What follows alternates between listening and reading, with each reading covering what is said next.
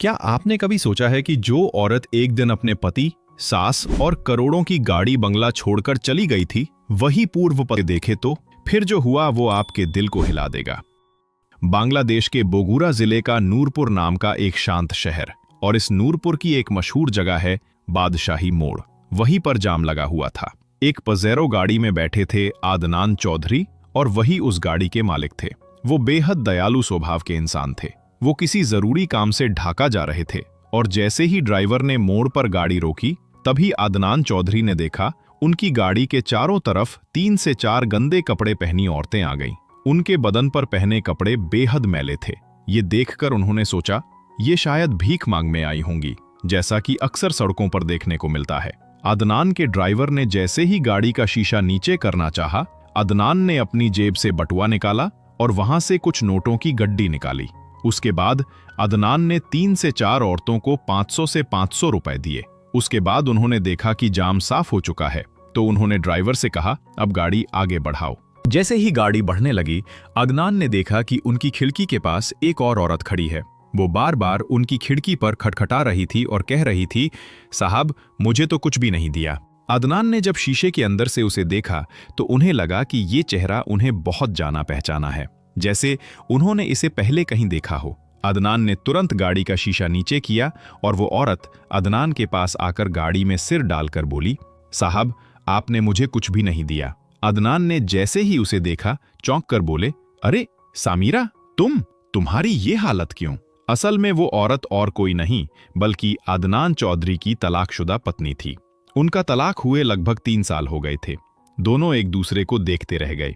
अदनान ने फिर सामीरा से पूछा, सामीरा तुम तो एक सम्मानित परिवार की लड़की थी, और जब अदालत में हमारा तलाक हुआ था तब तो तुमने मुझसे मुआवजे में 30 लाख रुपए हासिल किए थे, और मैंने वो पैसे तुम्हें दे भी दिए थे। तो तुम्हारे साथ ऐसा क्या हुआ कि आज तुम दर दर भटक रही हो और सड़क पर भीख मांग रही हो? सामीरा ये सुनकर बोली, मैं तुम्हें सब बताऊंगी, बस मुझे एक मौका दो। अदनान चौधरी ने सामीरा से कहा, एक काम करो, तुम मेरी गाड़ी की पिछली सीट पर बैठ जाओ। अदनान चौधरी ने अपने ड्राइवर से कहा, सलीम पीछे का दरवाजा खोल दो। ड्राइवर ने तुरंत दरवाजा खोल दिया और अगले ही पल सामीरा गाड़ी में बैठ गई। जैसे ही सामीरा गाड़ी में बैठी, वहां मौजूद कुछ दुकानदारों ने सोचा, कोई अमीर आदमी शायद एक गरीब भिखारिन को किसी बुरी नीयत से अगवा कर ले। वे इस घटना की वजह नहीं जानती थीं कि असल में वो औरत गाड़ी में क्यों बैठ गई और गाड़ी में बैठे आदमी से उसका क्या रिश्ता है। जब वे आपस में कानाफूसी करने लगी तो पूरा बाजार इकट्ठा हो गया ये जानने की एक पजेरो गाड़ी का मालिक क्यों एक गरीब भिखारिन को अपनी गाड़ी में बैठा रहा है। तब उन्होंने उस औरत से पूछना शुरू किया। सामीरा ने उन्हें बताया, असल में ये मेरे पूर्व पति आदनान चौधरी हैं, और ये मुझे जबरदस्ती नहीं ले जा रहे बल्कि मैं अपनी मर्जी से इनके साथ जा रही हूँ। अदनान चौधरी सामीरा को अपने साथ एक होटल ले गए और वहां अपने ड्राइवर को कुछ पैसे देकर कहा, जाओ बाजार से इसके लिए एक अच्छा सलवार कमीज और एक नई जोड़ी जूते ले आओ। ड्राइवर ने तुरंत मालिक की बात मानकर पास के बाजार से कपड़े ले आया। तब तक होटल में बैठे अदनान चौधरी अपनी तलाकशुदा पत्नी सामीरा से बोले, सामीरा तुम होटल के अंदर जाकर नहा लो। समीरा नहाकर आई तो अदनान ने उसे नए कपड़े पहनने को दिए। नए कपड़े पहनने के बाद वो बिल्कुल नई सी लग रही थी। अदनान ने जब उसे देखा तो बस देखते ही रह गए। उन्होंने सोचा, उसकी हालत चाहे कितनी भी बुरी हो, उसका रूप या चेहरा जरा भी नहीं बदला है। बस हालात का शिकार होकर वो आज बेबस हो गई है। अदनान ने उससे कहा, मैं एक जरूरी काम से ढाका जा रहा हूं।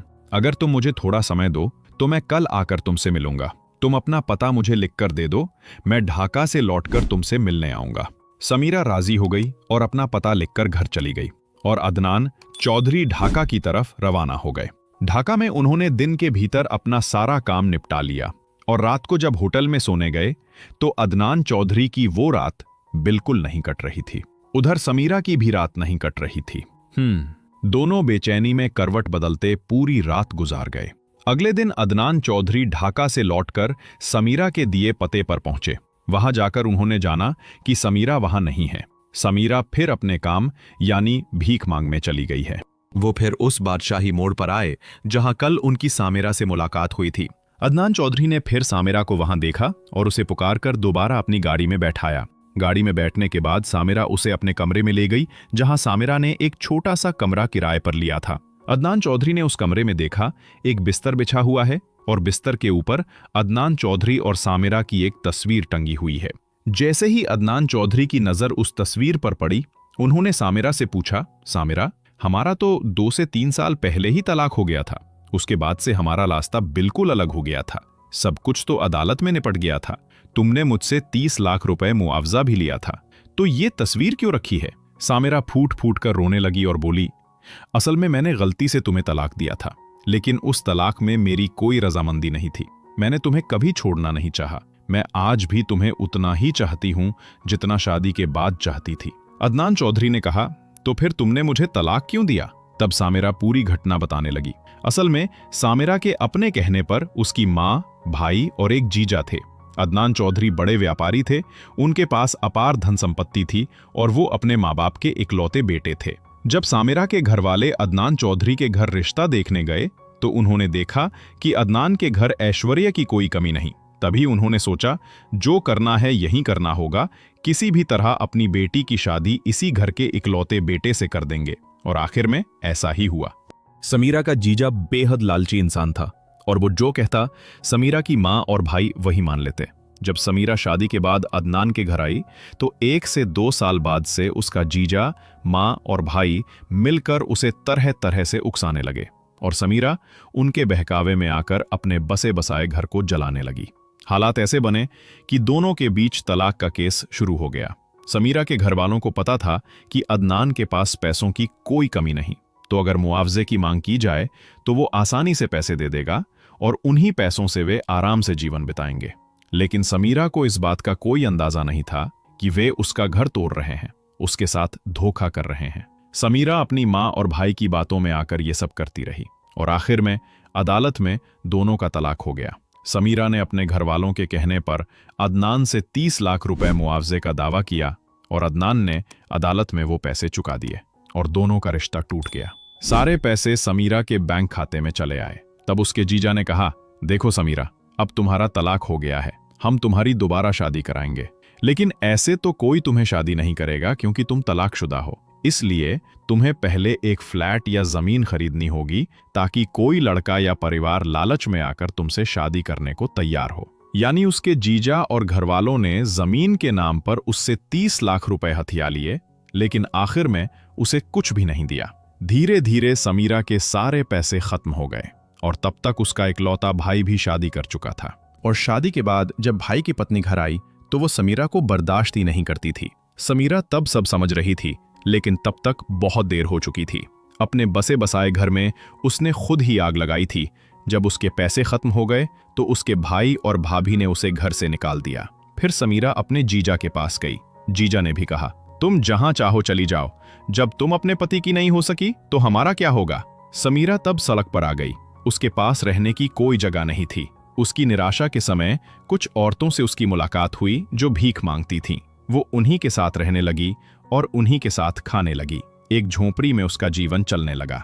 धीरे धीरे समीरा भी उसी काम में उतर गई और भीख मांगने लगी। जब समीरा ने अपने उस कमरे में अपने पूर्व पति अदनान चौधरी को पूरी घटना सुनाई, तब अदनान की आंखों से आंसू गिरने लगे। समीरा ने अदनान से पूछा, अम्मा तो मुझे बहुत चाहती थीं, अम्मा कैसी हैं? अदनान ने कहा, माँ आज भी पहले जैसी हैं। माँ आज भी तुम्हें याद करती हैं। उन्होंने मुझे कितनी बार कहा, मेरी बहू क्या अब मेरे पास लौट कर नहीं आ सकती, लेकिन अब वो बूढ़ी हो चुकी हैं। मैं उन्हें कैसे समझाऊं कि हमारा अदालत में तलाक हो चुका है, हम कभी एक नहीं हो सकते। समीरा ने अदनान से कहा, अगर नीयत साफ हो, प्यार सच्चा हो और इरादा पाक हो तो हम अब भी एक हो सकते हैं। अदनान ने कहा, नहीं, देखो समीरा, शरीयत और कानून के हिसाब से हम अब बिल्कुल अलग हैं। हमारा रास्ता अब कभी एक नहीं हो सकता। ये कहकर उन्होंने कुछ पैसे निकाल कर कहा, ये पैसे रखो, हर महीने तुम्हारा जो खर्च होगा मैं देता रहूंगा, लेकिन मैं तुम्हें अपने साथ नहीं ले जा सकता। उन्होंने समीरा को पैसे दिए और गाड़ी में बैठ गए। जैसे ही वो गाड़ी में बैठे, समीरा उनके पैर पकड़कर रोने लगी और अदनान का दिल भी पिघल गया। समीरा ने कहा, एक बार मुझे मेरी सास से बात करा दो। अदनान ने जेब से मोबाइल निकाला और तुरंत अपनी माँ को फोन कर कहा, माँ, समीरा से मुलाकात हुई है, क्या आप उससे बात करना चाहेंगी? जैसे ही उनकी माँ ने यह सुना कि उनकी बहू समीरा इतने दिन बाद बेटे से मिली है, उन्होंने तुरंत बेटे से कहा, बेटा, बात कराओ। अदनान ने फोन अपनी तलाकशुदा पत्नी सामिरा को दे दिया। अब सास और बहू दोनों ने बहुत देर तक बात की। अदनान की मां ने अदनान से कहा, एक काम करो, बहू को सीधे घर लेकर आओ। अदनान अपनी मां की बात टाल नहीं सके, तो वो अपनी पजेरो गाड़ी से सामिरा को लेकर सीधे घर पहुंचे। जैसे ही अदनान चौधरी घर पहुंचे तो उन्होंने देखा कि उनकी मां अपनी बहू का बेसब्री से इंतजार कर रही हैं। उन्होंने अपनी बहू का स्वागत किया। दोनों एक दूसरे से लिपट गईं। सास और बहू दोनों बहुत खुश हो गईं। इसके बाद अदनान ने कहा, मां, यही वो सामिरा है जिसने अदालत में मुझसे 30 लाख रुपए मुआवजा लिया था। क्या इस औरत को फिर से हमारे घर में रखना ठीक होगा? तब उनकी मां ने उनसे कहा, बेटा, जो सुबह का रास्ता भूलकर शाम को लौट आता है उसे भटका हुआ नहीं कहते। वो तो इंसान है और इंसानों से ही तो गलतियां होती हैं। अल्लाह माफ करने वाला है तो हम क्यों माफ नहीं कर सकते? अदनान ने अपनी तलाकशुदा पत्नी सामिरा को माफ कर दिया। उसके बाद अदनान और सामिरा ने फिर से अपनी नई जिंदगी शुरू की और प्यार से साथ साथ रहने लगे। इस कहानी के बारे में आपकी कोई भी राय हम जानना चाहते हैं। नीचे कमेंट बॉक्स में लिखकर हमें जरूर बताएं इस कहानी के बारे में आप क्या सोचते हैं।